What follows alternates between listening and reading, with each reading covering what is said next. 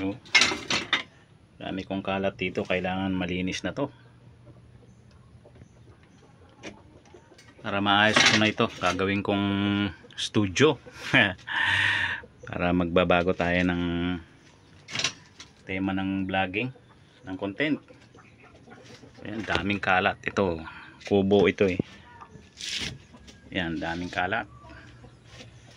Ito yung kubo ko, gagawin ako rito, ita-transform ko ito para mabago naman yung content natin, para kumita tayo, para just in case makatulong tayo sa iba.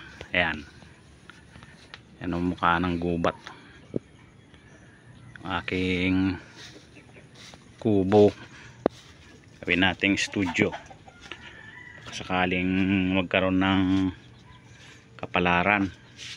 Oh, aming kalat. Okay.